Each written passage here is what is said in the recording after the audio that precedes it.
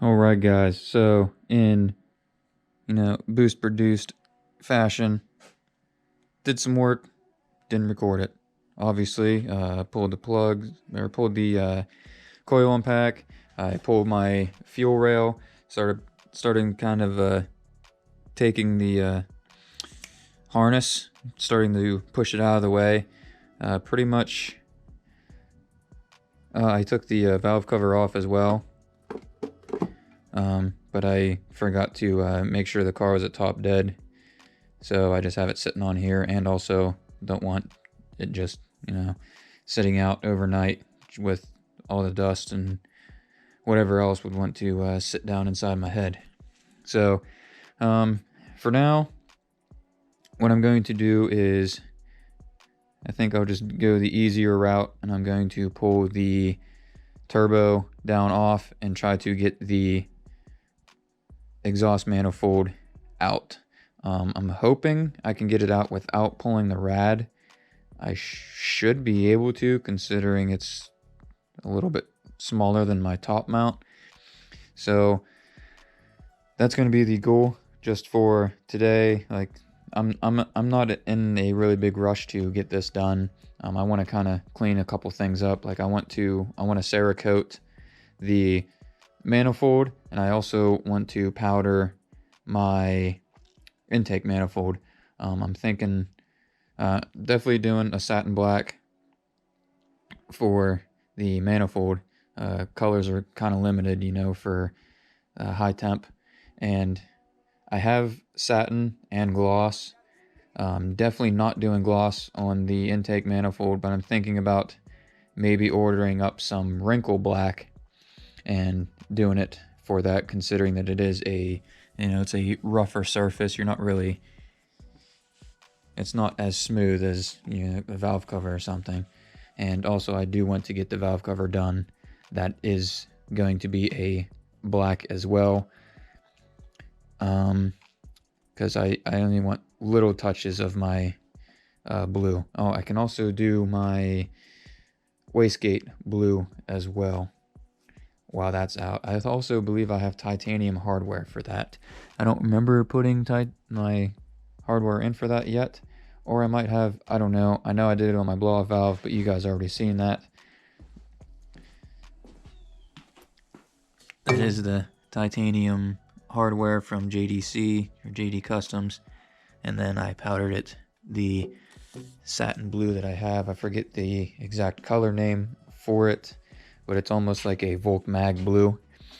So yeah, I'm going to just for the manifold here, the exhaust manifold here, just going to drop the turbo. So it's just going to be these two nuts, these two bolts, and that should drop the turbo down off of the actual manifold.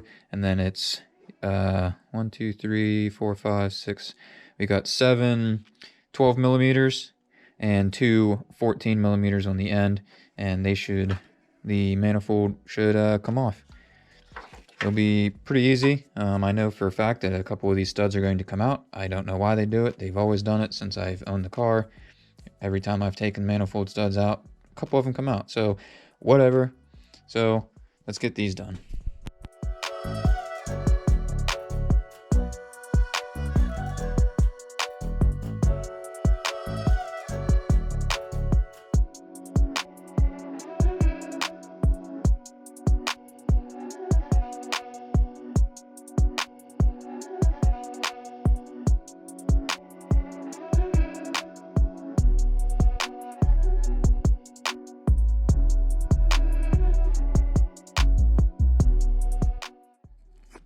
Alright, so I got the exhaust manifold off.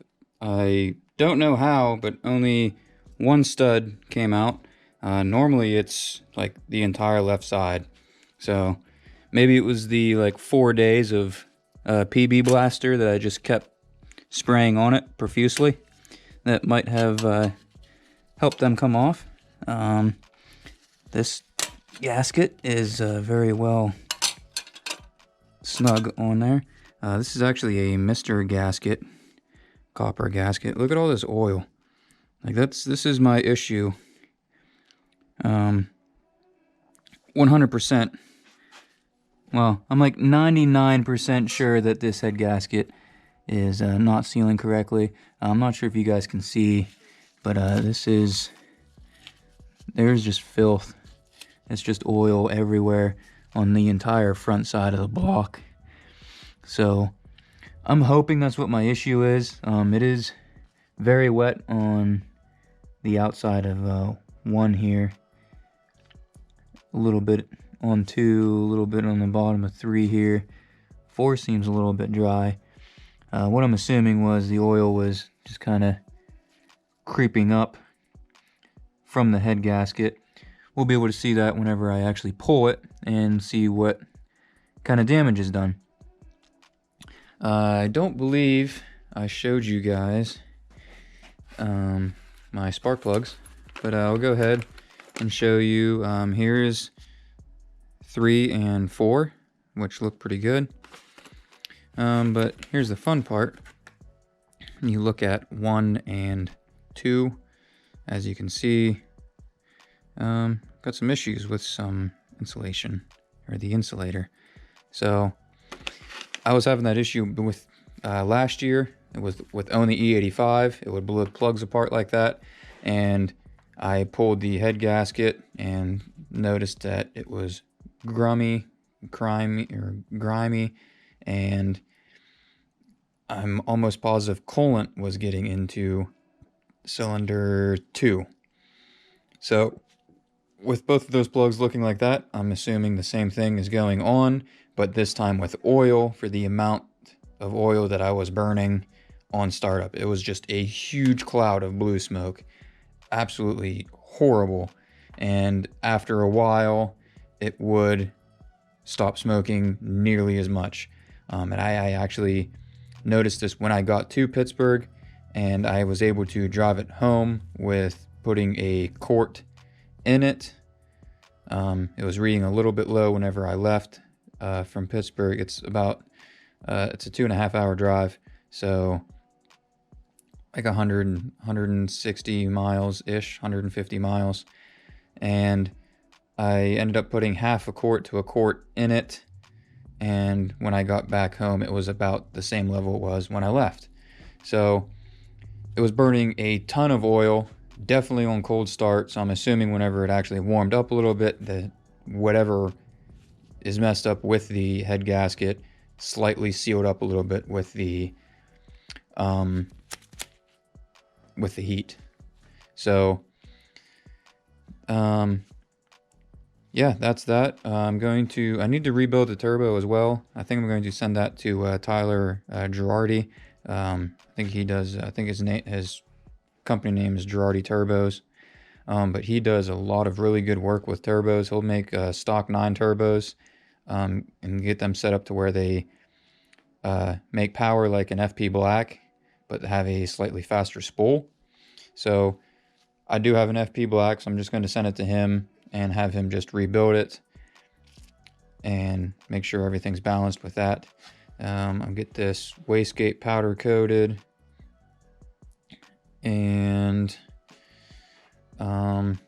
yeah, I think that's what I'm going to do so far today. Like I said, not in a really big rush. Yeah, it sucks that I can't drive it, but I think it'll be better to kind of take this rebuild very slow, and I can, powder, Cerakote stuff, just kind of try to clean up this bay, because it is absolute ass. There's literally no other way to say it. Like, I've pressure washed this thing out one time in the 7.5 years that I've owned this car. It's grimy, it needs some work.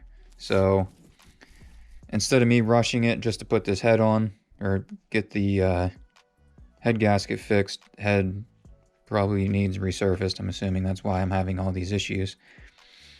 And try to clean this bay out a little bit. Try to do like a very, very, very mild wire tuck. Try to run all the injector wires or the injector harness underneath the intake manifold to kind of clean that up. I did have it underneath the fuel rail before, which cleaned it up a little bit. But I think running everything underneath the intake manifold will make it look much more gooder. So that's what I'm just going to do today. That's going to be my stopping point. Those, just a couple, 20 minutes of work. And tomorrow, whenever I get home from work, I'm going to start working on the intake manifold, which is going to be a little bit more of a bitch because you got so much more stuff going into it. And with Evo 9s, I know with Evo 8s you have this alternator bracket as well. Huge pain in the balls. But with Evo 9s you have an added pain in the balls, which is the Mivec line that runs from way down on the bottom of the block, damn near right above the oil pan, that runs right up to here. Just two big ass banjo bolts. I believe this is a 22 and the other one's a 19 or something like that, or it might be a 19 and a 17. I don't remember, but this tube is a hard line, and it is absolute ass to try to get correct. It sucks balls removing and installing. Highly don't recommend an Evo 9 just for that, because that sucks ass. So I'll just wrap this video up with this one. Did a whole lot of talking, so kind of make this like a series of pulling this head apart. So see you guys in the next one.